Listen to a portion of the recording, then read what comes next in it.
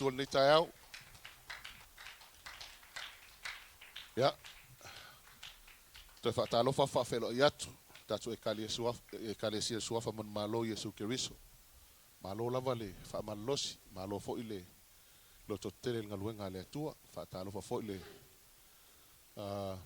le whionga i atu i a whelolo. Mesel wharitua i a teile atua leo fo umahol maftanga i le nei tae au. Ia, sti akono fo i malanga mai Samoa. I waftaile fo lo tatou mafuta i a vi i a ile atua. So se tasi lava. Ia whaatalofa tu suafo Yesu Keriso. Lo wasiasi mai. Ia whamanuia le atua i a te oi. I lunga fo i upenga te whailangi. Ia. Whaaftailo whaatasi mai nei tae au. I sauninga ne kalesia. Ia ngale fo i le atua mpa i atu lau loto. Ia ve fo i upo le atua i whapena o na sosoani i lau savalinga. Ia. Au tatu iai nei vai tau o le soifuanga. O watatu iai vai taimi whaingata o leo langa. Amene. E leo toe lilo lava lea tūlanga. Wa e silafia wa e vavaai ma e mai tau le te leo swinga wa iai leo langa. Me sa le i kukupu ia kaimi. Leo kako vaai uma kua kukupu aringai kaimi. E mafua isia. Leanga wa umalava ona whamawina i tono la fiong pa ia le atua. Pion fai meltu sia lua Timoteo mta upo e tono. O aso e ngatai. E o mai ai aso whaingta. Amene. Ia e whai kaula le lisi ngai sau lalo. O kare ke leo le lisi.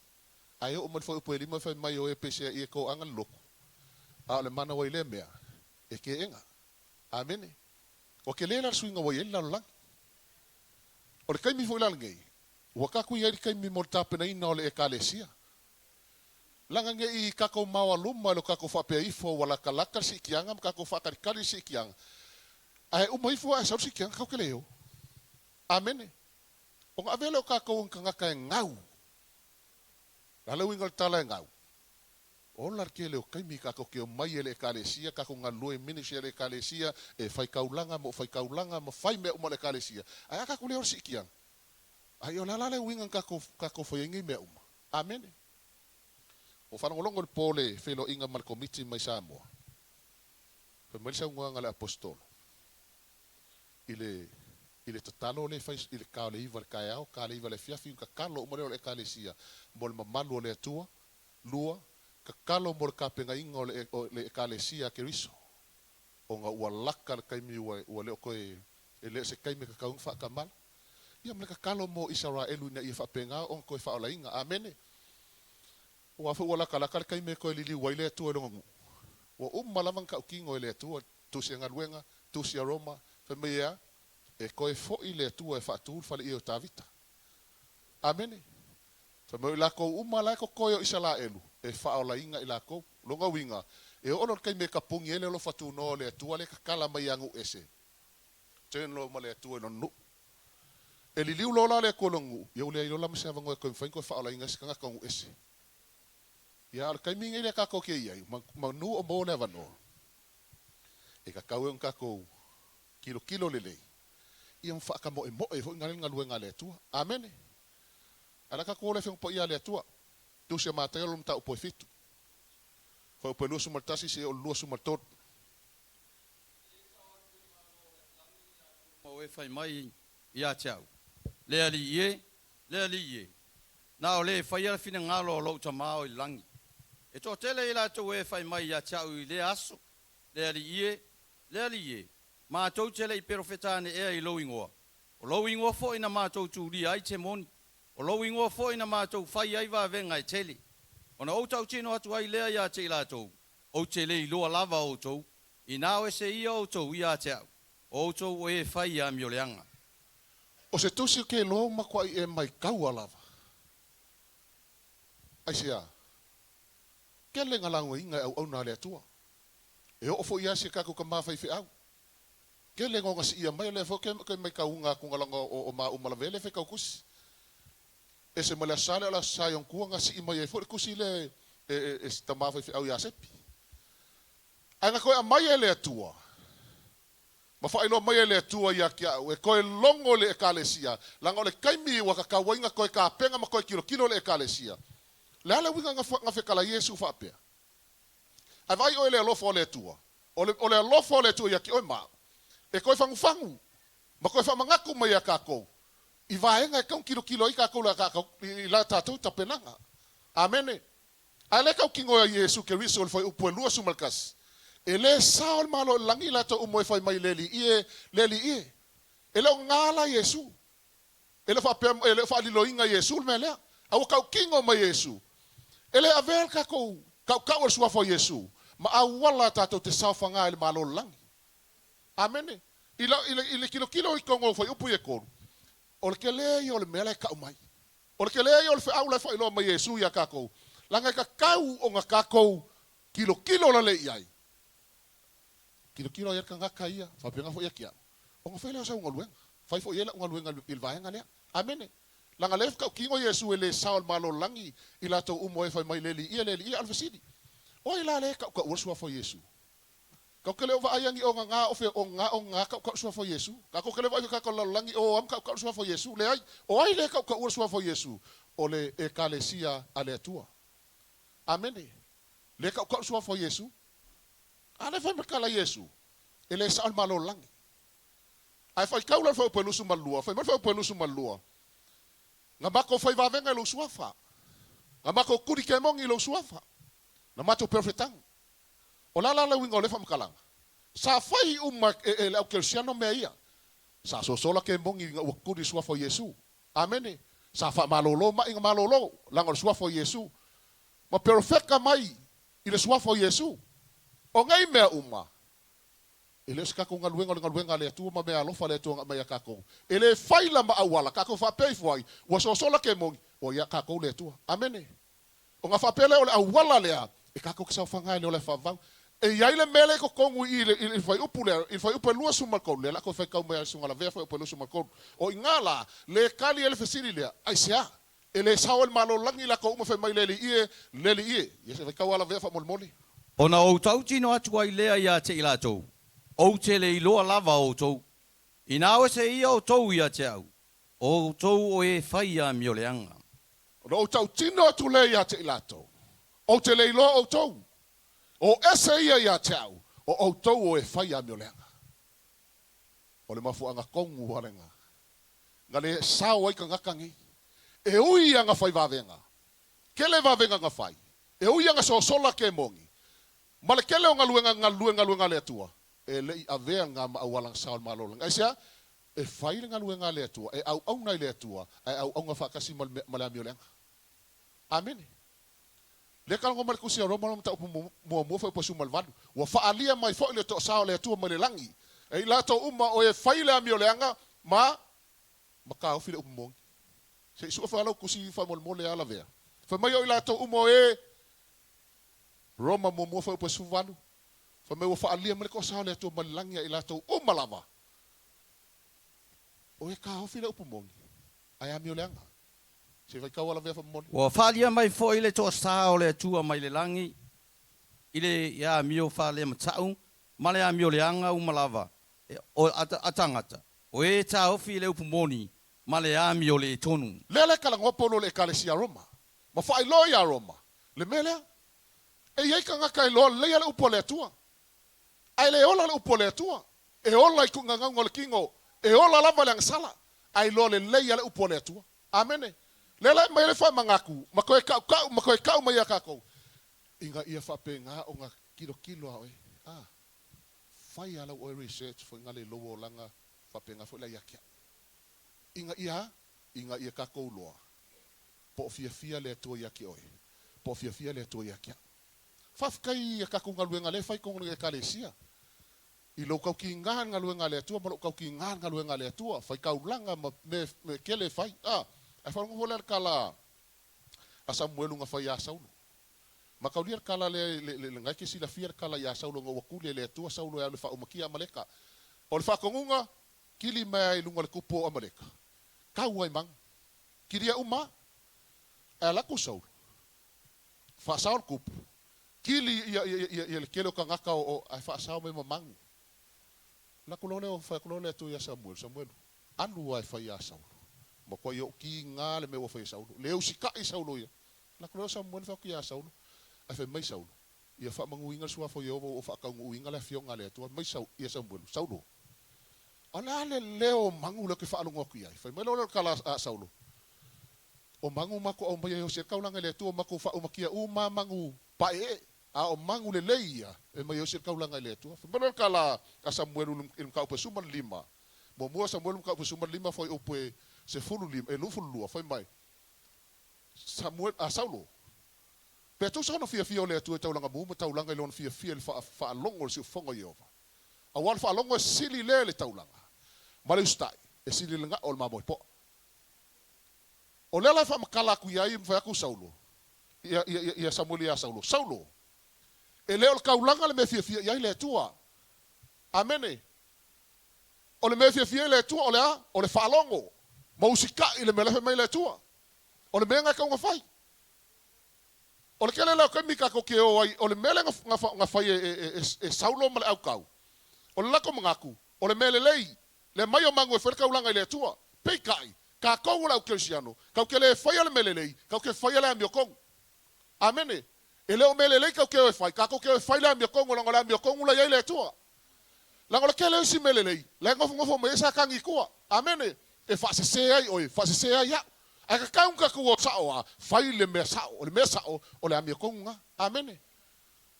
Polala ke leo kako me whai kongo le kalesia. O le mangingo Marcus pa ia. Kako ke le sao ai.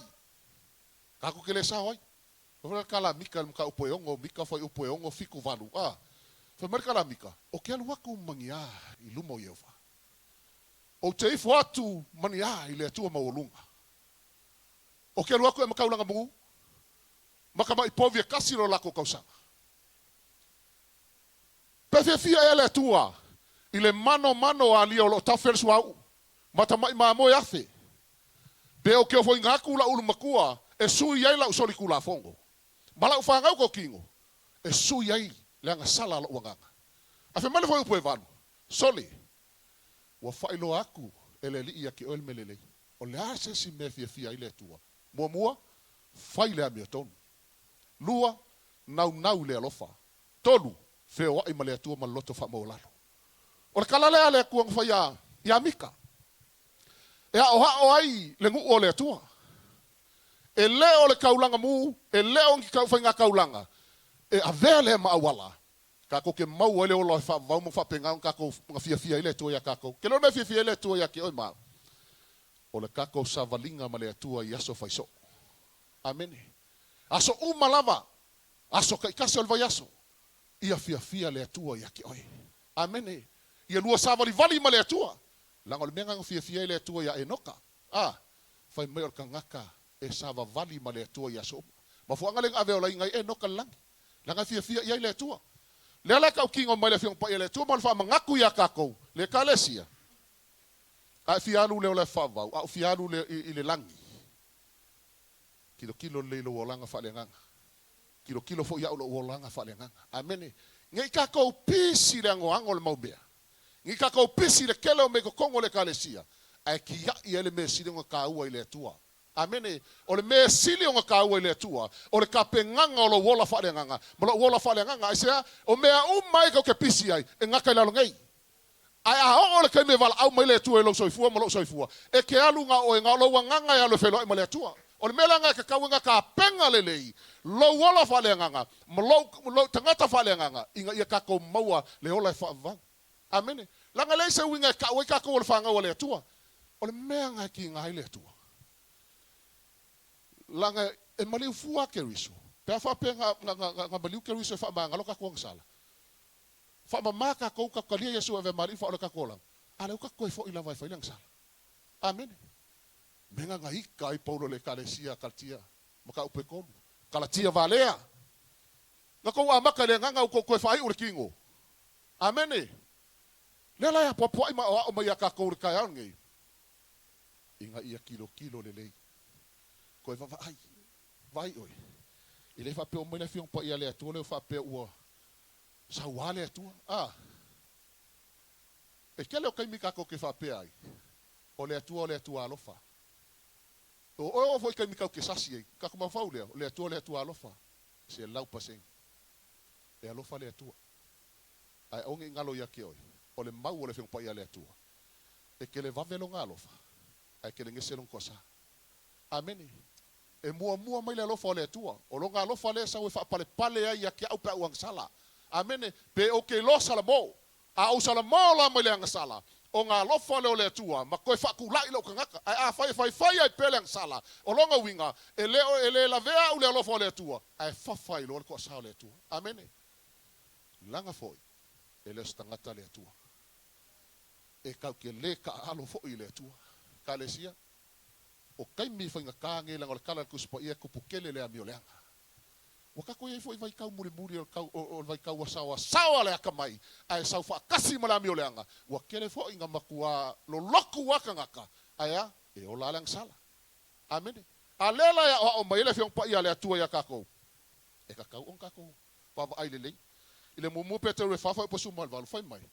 A fai e koe inga ale whasau inga le kanga mio kong. O fea lai kuma, ia kaka whaane maka umalang sala. Ai fia whai kaur kusinga, ngai kangole whai kau. Le mumu pete re fafa po sumal valu. A fai koe nga ale mwhai ong whasau inga le kaka mio kong. O fea lai kuma, ia kaka whaane maka umalang kaka sala. Amene. O le lofo le tua le ka ua kuhele whi au. Mo oe, mo au.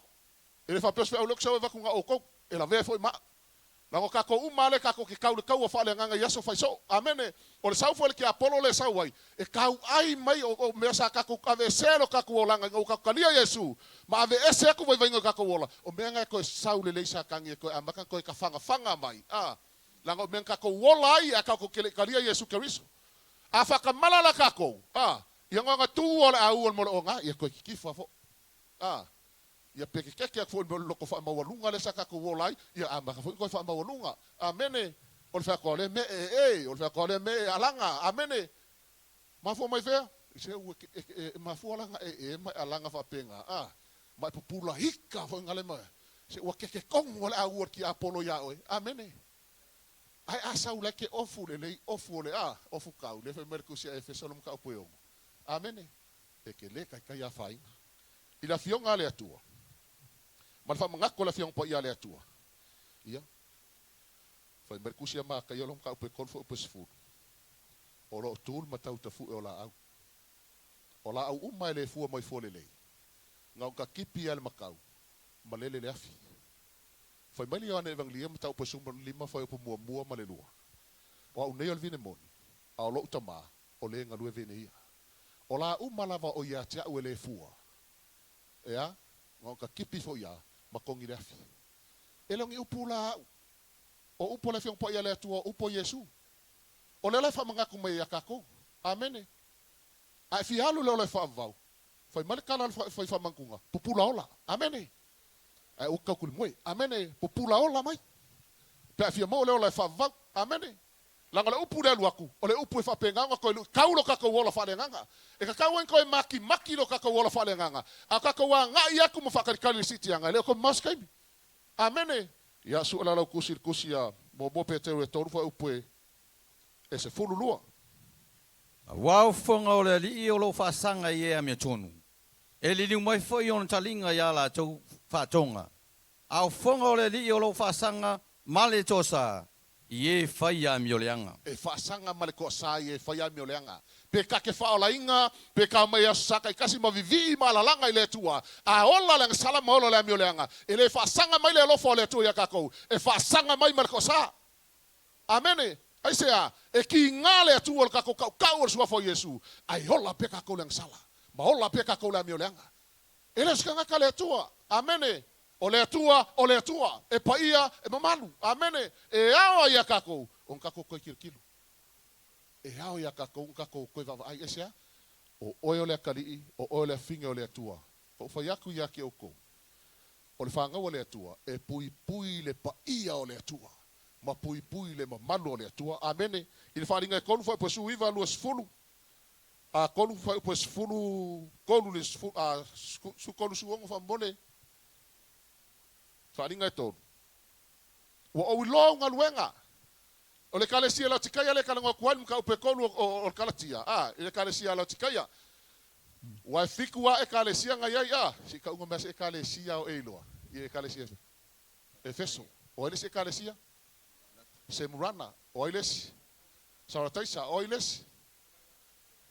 nga papa nga sunga le failo kusi le lo le ia kusi ali a sa kayo le ka umelis le se kare se ka sa kayo nga sortaisa amen Philadelphia se murana pericamo tuatira ia mo tau amen alati kaya ole kalesia mulmuli le ole kalesia mulmuli le mo le kalesia ko ngwane le wo yel vai kamingi amen foi mal kala Yesu wa o wilonga luenga e ke le malili e ke le vevela wa fa le ngalua au ke loko ngai malili pe ke vevela a faila ke le malili ke le vevela o le kala Yesu o ke luai ya ko oi fafo yo fofonga amen amen o ke va ayo ka pupula ika le skanga ka pe fo li ngamayu o sa ye le wa amen o le atua amen a saula ile lim ka uponga ko lu foi upo sfulu iva lo sfulu o te tu le pui pui ma ko yako ai se fa longo lo leo ma ka kala mo le fai ko o ke ulu fale ke lo la fa nga lo ku le a la tikai nga a mako ko ngu Yesu ai fai uifo wa ku fa fo Yesu mo ka su e me sa ngo ko esa wa milosia ko kongo le kalesia i meor kingo wa nga o mea le kingo wa fa penga ka vili le kalesia a wa kuli fa fo Yesu la lenga ku i mai Yesu fai ko i so se kasi e fa long o le kalesia la ele ole hallelujah worship center ele ole worship center worldwide ele ole assembly of God ele ole YFC ele ole voice of Christ po i se kalesia le ai o lok o meye ka o lok amen o loku menga o le kalesia sawa o oi ma langa o ke mersi kianga le sau Yesu fa pe mai ia o no mai ele au lotu le tahu le kalesia o mai fa tasi male le ai e ke aluanga o e pe fa pe len ka penga le lo wola fa lenga ka penga le wola fa lenga ile alu au loku o mele ka o le loku le ka ki ai ale kalesia mongi lava le e ka o le feng pa ia le tua o lau sunga ma ule kala ngoa kur kemingi amen momoko ni to iva fa upo sfulu momoko ni to sfulu fa upo iva awa fo i tātou te whaono ia ke riso. Pei ona whaono isi o i lātou, ma whano ai i ngata. Aua kau ke whaongo. Kau siano, aua kau ke whaongo i le li. Langa ele i mali ufua ke riso. Ele i mali ngifua le toto ke riso. Ele ka kaua ia ka kou kako whaongo i le li. Ai ka kau ia ka kou ngā whaalongo le mela fe kalai mai ele atua. A kau ngā whapea ifo langa kau ke le akoko sao. Kau ke le akoko ai fia ia o le atua i le kelsiango e fi ngau. Kau mawhai longa ola whaale nganga ia i ka penga. Amene. O ngā soswangi mele o le nganga pa ia ia ki oi mao. Inga ia wha akoko ala o ka penga. Amene. O le tusia kala tialam tau pe lima fa pues fulu iva lusukas. O ngā luenga la iar kingo e kau wha ke i ka kou. Kala tia lima fa pues iva lusu markas. O iloa tino fo inga luenga le tino. O mea wha penei, o le mulilua, o le whaitaanga, o le amioleanga, o le mata aitu. O le ifo i tupua, o le whaitonga fiti whataula aitu. O le whaitangai, o le whemisaai, o le losi vale, o le lotoa, o le whinau vale, o le wheawea, whenawaiwai inga, o maase inga, o le mataua, o le whasio tangata, o le onanga, o le poula, ma mea whapena, o te mua i tau atu i ate o tau, pei ona o whai atu ana mua, o e whai a mea whapena, e le whai le malo le atua mō la tau tofi. Le ue whanongo le lisi. E leo se lisi ngō ukusia. O le lisi nkusia le nganga pa ia. Amene. Le ue whafonga iai. Le fo whanongo longo iai. A o iai se meo le lisi lea o whapenga o ngā whale kongo ilo uola whale nganga whapenga fo ia kia. O le alanga o le whiau o vakur kai haun gei. Kilo iai. Langa leo sau le tua so ngā vaku kangaka ili sikianga. Amene. O le kale sia le whai mai ea. E le se ila, e le se ponga, e le se manga mingumi o le kalesia nga le sau Yesu e vaku. Amene. Le ala uka ko whai kau aku le lisi le mai i. Ola se lisi. Ake roe, e le i kai. O le mokua ke le lisi. E feso lo muka upe whaadua li markorkas. O le nei, ia o tautu ese le pelo, ia tautatala wha maoni ta i tasi malela te tua oi. A wao o i tuitino lava i tātou o le tasi. A o tau wita, aua le anga salai. Aua ne ingoto le la o i tapea o tau. Aua fo ine i tu ina atu e tau se mea e mautu waile te Apollo. O le nga oi, aua ne i toi nga oi. A le ina wha maalosi o ia i ngā luenga o na lima i mea o ngā ia maua ia se mea watu i le mativa. Aua ne ia watu se upuleanga i o tau ngutu, na o le upulele e atia e ai mea o ngā, e tupu aile le e whaanongolongo iai. Au fo i tau te whaati ngā le anganga pa i o le atua. Awa, ua wha mau wha inonga ina o tau ia te ia, se e o le aso e wha o laina ai. Ia te o tau ma upu wha fiu fiu, ma umalava, ma le lotoa, ma le ita, ma le leotele, ma le upu leanga, a tau ma le mea leanga umai, mea le loto leanga umalava. Amene. I wai whaalongo le lisi. O le mau mai fo isi me o le lisi mua mua. Ai ai menga misi mai le lisi mua mua. Le walu aku le lisi lea. E mua mua mai lava le pepelo. O langa o le kasi, o le kama lea o pepelo. So le afia maka kou. Amene. E lor ke miki ai uai, ai laku se ai sia kuia o e pepelo lo. Ala ai le me laukang. Amene. E pepelo lo. Si kalo fai se uso. Ki sa uri ai ya ma se me laukang. Ale kukunga le afia kulengang pa ia. Ave. A kaluai o ngolo ai ukele. O le kasi nganga o le ai u. Ai pepelo lo lea. Ka kofo ila ye ka polo. Ka usa o house ko. Amene. O lungol mala ka polo le si mea ola le kele au pepelo le ai sole. Ka usa o ala usko. Langa isia ka ko ke siango. A ka la polo. Ia mai ka unga le fa ingo skole ai. A la kwa wa se furu. Ka u se furu. A ola velo fia malo mo me fa pe le se furu ka lo mai. Poki. Pa. Amene. Ali. O le pepelo le mele ka mai. Ka koula ke siango. Fa ke mal melo le pepelo. Fe alan me ka ke o yai. O le pelo po kong fa inga luenga. O ke pelo. A fai sa fa ngoi le mela nga linga ngofo. Ai lolo fa ngoi se wa mai sia wa kali. Le la wa ngofo maku ulo wa kali le fe ku o mai. Amene. E kele o lole wa fe ku o lo wa kali wa mai. Nga mo fo lo mai lo wa kali. Peke fa pe fo wo kiri le kwa finga lo kama. Wa uma kwa finga lo kama nga fe oki. Amene. Ala ole mea le pepelo oka. A manga o fo sembea. E ke alu les kanga ka pepelo. Amene. Fai keke ka ko kesiang. Amene. Langa le ka o mai. Fai merkala fai upe konsfulu. Au fo fati nga le nga pa ia o le atua. O mea ka ko ke fai le fia ia le atua. E fa ki nga le nga pa ia o le atua. O le nga pa ia o le atua fa mau fa ilonga inai itaua. Le ala ko kongo oe. O le foi ko kongo ke o le nga pa ia nga luenga le nga pa ia le fai ka uas fai so. O le fa mangako mai ka ko le fiong pa ia le atua. Le amia kongo le atua. O ia foi ava mai la o pepelo. O nga fa melo le ia ke au. Au ke pelo le fa ka nga lo ka manga pelo. Amen. Amen. Ka kala sao. Amen. A fa pe o ia nga ka ele ipu. Ka sao lo kinga o ha nga ka ele ipu. Ai le ka ele ipu fa mo ke le lo pe o sa vidi. Amen. Ola falelei. Amen. Ola falelei. Lua konito nom tau po fitu fa mua. O le nei, le au pele. Ona ua ia te i tātou o ia upu ua wholofola ina mai. Ia tātou whamama ia te i tātou i mea uma, e le anga i le tino a toa ma le anganga. Ia wha atoa ina lo o tau whapaia ina, i le matau i le atua. Ia wha atoa ina lo o tau whapaia ina, i le matau o le atua. Amene. Whai mai e wha akokoa. O kākou kanga kapaia. Amene. Wa whapaia inga le toto ke riso. Whai mai la, wha akokoa lan kamalea. I le mele le mga oile tua ia kākou o lea, makau. Makau. E mafua langa, makau le atua. E mongi lo alofa i le atua. Amene. Ke lo oia e alofa i le atua. E ke le whaia se meleanga. O ke le whaia fo se meleanga. Aisia, ranga le whai mele kala a Yesu. I e lo fatu, o le kalanga pe ngō vakuar kaulanga le salea. Lenga fisi dia le o li fo inga le kauskula fongo po ia Yesu po fele. Le kula fongo sidi, mo le kala Yesu. I e lo fatu le li ilo watua.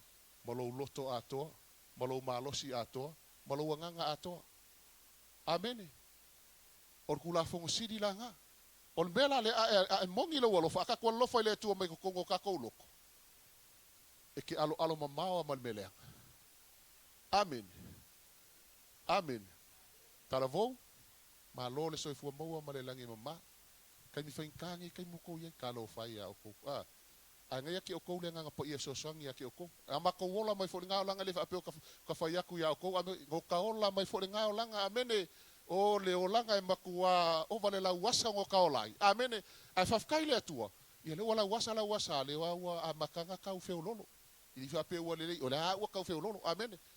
Ai fa mangako ku ya ke oi. Makau ke oi kala vou. Ia e fa pe ngao nge alofa ile tua. Ai alofa la ile tua. Ave lo wola. E se vai lo watua. Amene. Le ia fa ngaina oi mon ngaluenga ile tua. Amene. Mo peteru mo fa pues full fa is full wongo. E ko kiki a uma o sai mai ya. Ia pei o whanau ngā wai. Mo e pem whanau mai. Amene. Ia pei o whanau ngā wai. Awa nei whaatu saina o tau i o tautu ina nau tuai. A o wālea o tau. Ai pei ona pa ia o ia na wala wina o tau. Ia whaapea fo i ona o tau pa ia i o tau a mia uma. A wā o tu sia. Ia pa ia o tau. A wā o au nei lava. E pa ia lava au. Mai le tua. Ia pa ia o kou. Langa pa ia fo ia. O le whangau o le tua. A whai pa ia o kakama. Kakau pa ia le whangau. Amen. Ai le o le pa ia o le tua. Ai o mai kako whai mo le whangau o le tua. Ai whai kako me le pa ia. Amen. Mea ngai ki ngai le tua ma le fia i le tua ia kako. O ngā o le kau e kako o le suafa o le ri. Ai kako ki hola i le angasala. Ma hola kako le kele o ku ngaunga. Amen. O le kusia lua Timoteo lua wha uposuiva. Ai ui lava i lea. O le wha vai mau o le atua e tū lava lea. O lo ia i le wha ilonga. Ua sila fia e le li i ona lava tangata. A toa ma lea. I o ese i le ami o le anga i la tau uma. O e tau le suafa o Keriso. Whanongo a. Ua sila fia e le atua ona lava tangata. A toa ma lea. I o ese ma le ami o le anga i la tau uma o e tau suafa o le li. Ka koe kalesia. Le ke ava kua le upunga mai le atu. Kelo oe le kele e mai le kene se kaul whaalinga. O lo kalangoa mai lava malapakai mai le upo le atua. I aka kou. I le mele leo langa whapaya inga. Ma leo la makau le atua. Amene. Lala olo i le whaalinga e lusu makasi ai whai kau kou whai upo e vanu lesi risi nga sau e whai mea a oe loto vai vai. E vai vai lau loko. Whai mea e loko vai vai.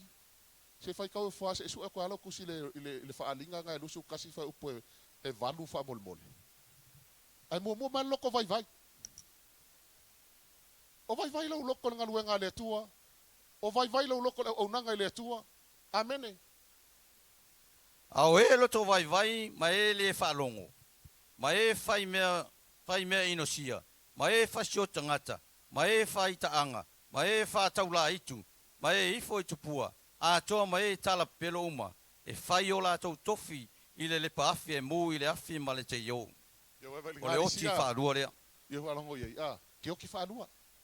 Pe Afrika ko ke le ola e kusa male malfina ngalo le atua. Amene. Ai koe whaalinga e lusu ma lufa pa suma lima. Wai kua pā uli. Se whai kau i whaafa molmole. Wai kua pā uli o la koe ea. Whai a mi o leanga. Lufa pa suma lima. A wai tua pā o uli. Ma e whataula itu. Ma e whaitaanga. Ma e whasio tangata. Ma e ifo i tupua. A toa uma lava o e loto i le tala pelo. Ma la tau whaia. Ke whaalonga i koe saufo i malpepelo. Ale uwha i urkusi pa ia. Le la kapungi ale kusi pa ia. Le whaalinga i lusu malua. Ai koe kau malpepelo. O whainga fofo whakaulaiku. Amen. Langa leka mo e whakaulaiku. Amen. Whaikeke. Whaikeke. A mailo wakali i polo wa finga. O ke alungi fofo whakaulaiku. Ngai soi fua le atua mamana e makaukia e ave i ailo wakali i malo wa finge. Ai leo le mailo e whalongo kasi kaulasea. Se iwalo e avaku elo. Ila e anu e ave kaulasea. Ele ave le atua ngai ke rua whaafsanga i aso uma. Amene. O le tusia. Kolosio lom tau pe toru su lua sufa. O le nei. Ia o tau o ofu le alofa muti vale. Ma le anga lei. Ma le loto mawalalo. Ma le anga malu. Ma le onsai. Whaapei o e ua filifilia i le atua. O e ua pa ia ma lofa ina. Ia whiwha pale ai ma ia whiwha ma ngalo ai o tau. Pe a whai wanga le anga ina se tasi. Wha pei on wha ma ngalo mai ke riso ia te o tau. Ia wha pea foi o tau. A o le alofa. E lautua le i mea uma. O le fusi lea e ato o toa ona le iai. O whafonga a. Whai mai au ofu i kako. Le alofa muti vale. Le loto wha mawalalo. Le loto wha mangalo. Ma le alofa whai mai e o le fusi a konga le iai. O le alofa. Amene. O lesi, o le menga le kumo e fo ia kangaka i oise oli au kirisianga oise oli. E o le lisi le kalango mel make o le fik fo pelu su makas. O e kukuri ke mongi ma fa malolo mai. Ai kumu loko le fa mangalo. E ke le fa mangalo ale ska ngakala ke kai. E pole ale o onga mariki nga se menga fa ska ngaka ya ke o le fa kia ke o. A e usika ile fiong pa ia le tu mai fa mangalo kaka nga. E sidi o nga fa mangwi aku le tua ia ke o. Langa le ke usika ile upo le tua mai fa longa le upo le tua. Ai le usika ma fa au pe lo loko ki nga ska ngaka fa ia se meleanga ya ke o. Wa ngofa o ma fe ku lo wola. Wa ngofa o ma fa malaya o ai sia langa ale usikai ka ko makako loko le fa mangalo fa fenka ko ma fa fa mangalo le tu ya ka ko ta fe ka ko ke le fa mangalo kingis amen ma ko ka kalo len kalo yesu fa me ya nga o me ya ka ko yo ko fa mangalo aku fa pei o fa mangalo ka ko re kama e mo fa mangalo ka ko le ska nga ke fa sanga yai o fa mangalo mo le tu ya ka ko amen langa la fai mali mo yoangi apostolo maka upe fa me fa fenga fa me ke lo fai le tua a lo uso nga yo kalang nga ke ingo yai fa fenga fa me ke lo le tua o ka kai lo le tua e lo fa fo ka ka e ka fa ke lo fai lo uso ke lo fai lo kwa finge amene e le lo ka ko fa me ka ke lo fai le tua asili musa ka ko le o fai kala o le ska amene langa le foi ko le kuspo el mo ko ni to nga si ya kwa ya au foi ko ke muy pe muy iso la como fango le aso o kasi leo fa fika ulo ka ko siang oh praise the Lord hallelujah ole tu ole le God is good amen ai uma lo ko le skaka e vai le valinga le ulu o ka kia e vai yo se vai le o e muy lo amen so le e mo kwa ki ngale tu le le anga salo muy nga pi ma fo ngale ya ka ko fa keke ngem muy maleke leo le lisile la mai akako ko e lua la kako kusi de la kule kusi ia mal kusi mulmuli ia nga ko fiala mai lole Efeso 5 fa pelo su malfik ina ia tuina tu o ia ya teia ole ka le sia matango fielava ele ai sona ila po se manu minumi po se tasi mea fa pena aia pa ia ma ia le pona ina ia tuina tu o ia ya teia o oi ma ole ka le sia e ku ngaku ia kia ia Yesu amen ale ko ke fakar le aso sikiang e fail fa poi pongar ka mai ma makako le kalesia ifea ilungo kalingano oh sorry ile vangi mongimo ka ke fkaya e mai Yesu amen afa pela ke fkaya e mai Yesu ilungo kalingano ia o ingala fe fa poiponga o le kalesia la fe me ku ngako le kalesia le seila ele se pona ele ai se manu nu le kalesia ele o se fe au o foi ya o fe au le o le fe au le nga me le tu ka waku ya ki oi ka e fa ilo fo ya ki mo mua o ai lo ko lu mala fa nga amen wa fo o ke le lo fo ya ul mele kami foi pen mo mele kami foi gloria amen ai si la fia le tu le lango o ila ko la fanga wa ko Juliet ma apikeli malata maka ka uleli alu ese malang sala le ila upu mongia danga le fa pe ke sa wa fa pe sa wa o ko le o mo mo nga mo ka o ila fanga le fe aule nga me le tu ai sia langa le se mele le lo kalu le ola fa va nga solo la ka fanga u se o le se mele le o se meki nga kele amen ai mafua mai fia o le lea o ma ave ele upo le tua o fa pe ku ngi kaya o ile kusi muri le Isaia yo ngo fa ipo mo malua Isaia yo ngo sumle ngo fa mo malua fa merkala ale tua o le langi o lo no fo ali ile ale lalo langi o le met tua yo au ia fa kau fa mole o lo fa pe ono fetalai mai o Yehova o le langi o lo no fo lea o le lalo langi o le me tu ai o vai lea o i fea le fale to te faia mo au o i fea foi o te marolo ai na faia ia mea e o ulima sa ia lava ia mea uma o fetalai mai foi Yehova a o le nei le tangata o te vaai ai o e ua faa mawalalo ma lo loto tinga o le ngatete foi i lau upu pau are ka ngaka fisi sila ile tu pole alka ko kele ko ngol fanel ngi pau are ka ngaka le sia ki mele ko lo loko ma sila le ile tu lo loko or ka ka Le whaalongo le upu le waku. Whai mai lea, o le kangaka wa wha maua lalo ma loko ki ngā. Manga tete le upu le tua. Inga wia whaalongo le upu le tua. Ua makua I mingoi longa loko. Makaka longa whaku. E whaalongo aku le whionga le tua. O ngā kama whailola ia. E liu iai longa whingalo. Walonga loko le upu le tua. Amene. E leo whai mai o I lako umalava e whaalongo. E whai mai a. O I lako o e whaalongo mawhai. O le mega le whamarika le kusipaia. Amene. O lela makua I lapakai mai a kakou le whiong pa ia le atua. Ia e whaalongo le whiong pa ia le atua. Ia e kalangoa le upo le atua. Ma ia e savali ia e kusa ma le upo le atua. E le ai ma se winga kakou ke kaukakala ma kalangoa le upo le atua. Ai ese mamao le me o ai kakou vai. Amene. Ia o ngā kusa le upo le atua. Ma le mea le ke anga iai. Amene. O ngā fia le atua ia kakou. Langa kele foi kai me e kalangoa le whiong pa ia le atua. Ai pi fa sipa soro le ana. Amen. Ia le whapeo whai aku a mea ka ika wā, no.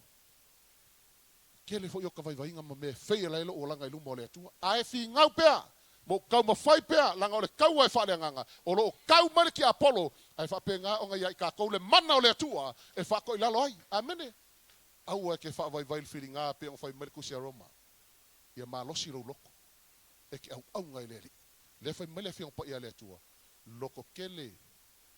Wa ia ka kou le mangmalo. Amen. E ui ia le kau mai o le whiri. Ma kau ai mai le whiri mea ia. Ka kou kilo iai. O ku inga ngau ngor kingo. Ka kou ke le saufa ngā ai le malo langi. Amen. A ia whapengau ka kou le kusa mo le whina ngalo le atua. Roma e sumalua. A longa whai upe lua. A ua fo I tātou te amio whaatasi ma le nei la langi. Ai pe ta ia lewinga to e fuata ina o tātou loto. Na ia tātou su e pese alwhina ngalo le atua. O mea wale lei. Male e, male ato atoa. Kerisiano, aonge ia mio whakasi ka kou ma lalangi. Whai pia lalangi e le amionga lalangi o le amio pa a le mafau ma le angsala. Ai alo ese I ka kou. Lang kau ke le o le langi o le kau ke o la lalangi. O le fo ie o mia ka kou lalangi. Ai awange I mulmuri ka I ka kou. I wing o lalangi. Amene. Pe on fai mai le kusi a kolnito a. Mai le kusi a kolnito no mkau pumbuko nito mkau pelua. Sa o fa pei o se vai inga ia o maua he o vai. Amene. Pe mero kala Paulo. E uiang ka kon lalang. Ai awangi ka ko wola I winga lalang. Amen. Ai e ola o oyor ka ngaka le langi. O lo ka ko whakarikari aku le nu umoni. O le ola e whawavau lea. Ai fia alula le ola e whawavau. Le ua la paka I male fiong pa ia le atua. E le sao le malo langi I lato umo e whai mai. Leli ie. Nga o leo si kai le upo le atua, ma ngā wai le upo le atua, ma ngā tete tusa ma le whiong pa ia le atua. I le suafo Yesu. Amen.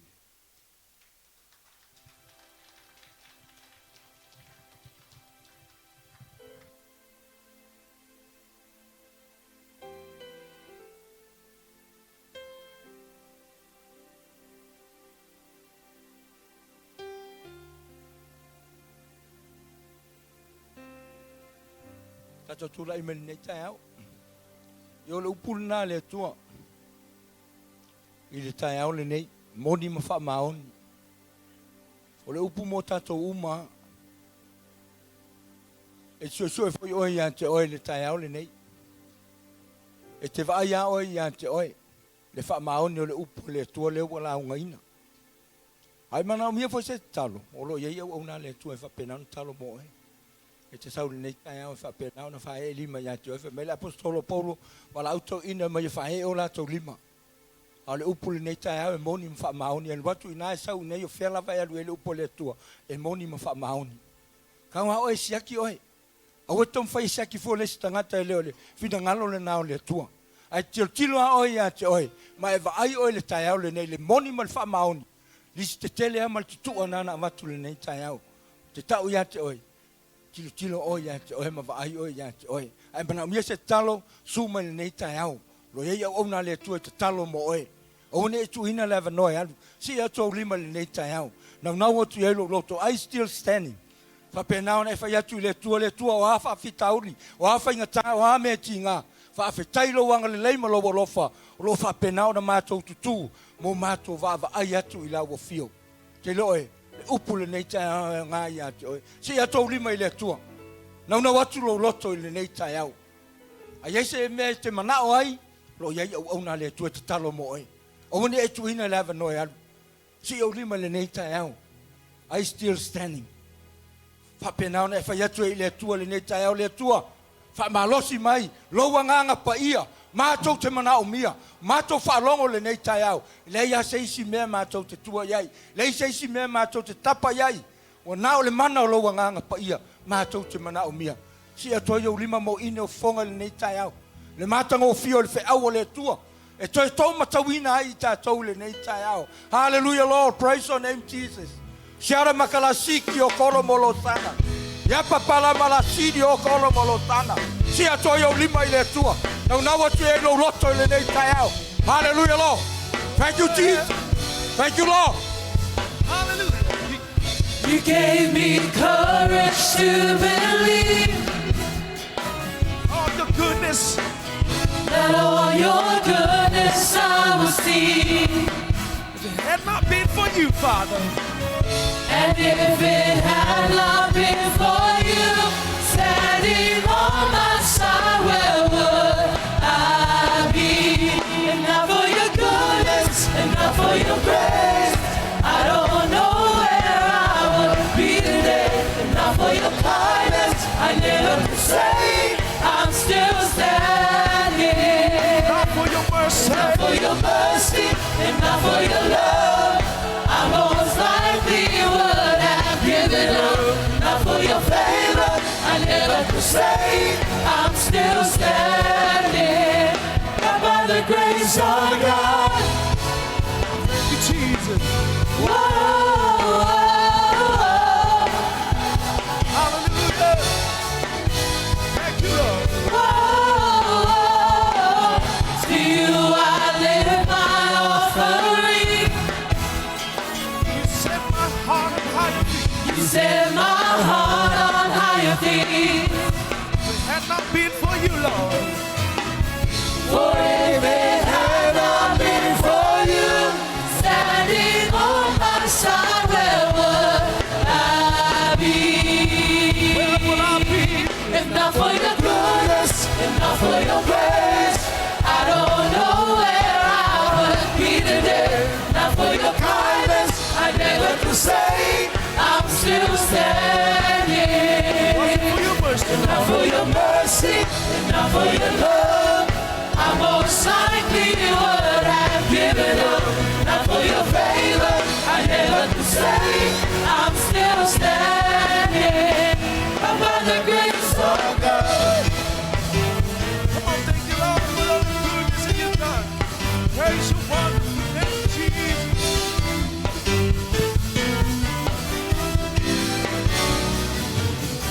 I'm still standing.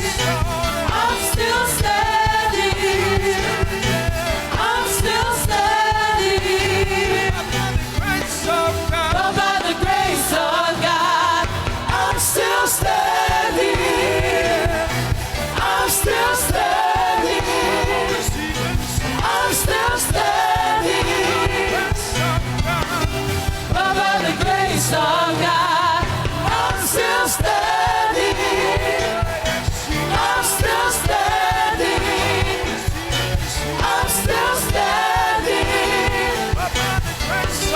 But by the grace of God, and not for your goodness, and not for your grace, I don't know where I would be today. And not for your kindness, I never could say I'm still standing.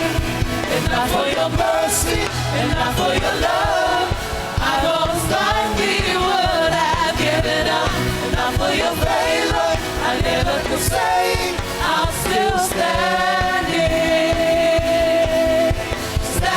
Standing, I'm still standing. By the grace of God.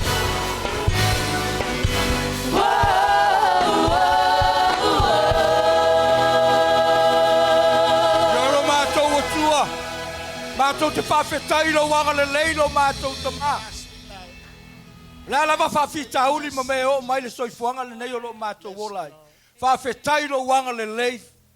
ta mai lo wa lofa ma lo fa maun ma to fa longo I lau fe au le nei tai au moni ma fa maoni lo ma to wa tua ta pena ina ai ma to lo ma to ta ma e nga ai ma to e a o ta wina ma o wina ai lo ma to wa tua fa stai lo wanga le lei a stai sunga fa fe ngai la o na ta man fa nga ina le nei tai au vi ia la o fio fa manuina o lo ma to ta ma ta pena ina ai o ma to ta ngata I le ola e fa vavau wa ta pena ma sa unio la o fio a Yesu na e fetalai le se meno no foi ma to te alu ta pena ma sa uni wa umona e sa unia wa umona e ta pena ina le no ma to fa longo ia ile ta au le ma losio le mana lo toto ma lo sa tau lo ma to tu vi lo wanga le lei vi lo fa mauni aftai lo fa au le nei ta au lo ma to ta ma e te pu e ai e to au ta wina ai ma tu te fa longo ai te mai lo fina ngalo I le taimi ma le aso lo ma to tua ia vi la wa fio e fa vavau